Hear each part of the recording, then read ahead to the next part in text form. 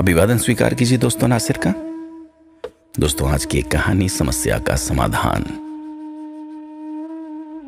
एक व्यक्ति अपने परिवार, रिश्तेदार, मित्र, मोहल्ले के निवासी, अपनी फैक्ट्री के कार्यकर्ताओं से अति दुखी होकर समाधान के लिए गुरु के पास पहुंचा। अपनी पीड़ा गुरुदेव को बताते हुए बोला कि मेरे कर्मचारी, मेरी पत्नी, मेरे बच्चे, मेरे आसपास के सभी लोग बहुत स्वार्थी हैं, कोई भी सही नहीं है, क्या करूं गुरुदेव। उस व्यक्ति की वेदना को समझ के गुरुजी मुस्कुराए और बोले, पुत्र, निसंदेह तुम्हारी समस्या अति गंभीर है, समय रहते इसका समाधान होना आवश्यक है। तुम ऐसा करो, आज रात आश्रम में ही रहो, मैं रात्रि में मंथन करूंगा और सुबह समाधान बताऊंगा।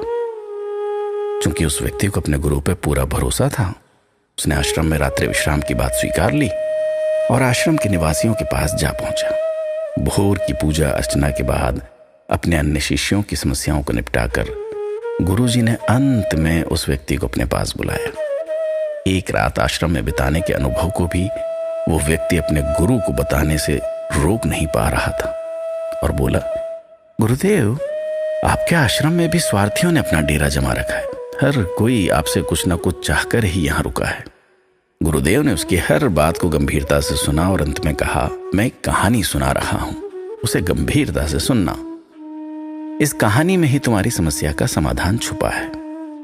एक गांव में एक विशेष कमरा था जिसमें 1000 आईने लगे थे। एक छोटी लड़की उस कमरे में गई और खेलने लगी। उसने देखा कि 1000 बच्चे उसके साथ खेल रहे हैं। वो खुश रहने लगी। जैसे ही वो अपने हाथ से ताली बजाती, सभी बच्चे उसके साथ ताली बजाते। उसने सोचा, ये दुनिया की सबसे अच्छी जगह है और वो यहाँ बार बार आना चाहेगी। बच्ची जब चली गई तो उसके जाने के बाद एक उदास व्यक्ति कहीं से आया। उसने अपने चारों तरफ हजारों दुख से भरे चेहरे देखे। वो बहुत दुखी हुआ। उसने हाथ उठाकर सभी को धक्का लगाकर हटाना चाहा तो उसने देखा हजारों हाथ उसे धक्का मार रहे हैं। उसने कहा, यह दुनिया की सबसे खराब जगह है, अब यहां दोबारा कभी नहीं आऊंगा, और उसने वो जगह छोड़ दी। दोस्तों, ठीक इसी तरह दुनिया एक कमरा है जिसमें हजारों शीशे लगे हैं। जो कुछ भी हमारे अंदर भरा होता है वही प्रकृति हमें लौटा देती है। संसार हमें अपने मन के अनुरूप ही दिखता है, इसलिए अपने मन और दिल को साफ रखें। यकीनन तब ये दुनिया आपके लिए स्वर्ग की तरह अनुभव होगी।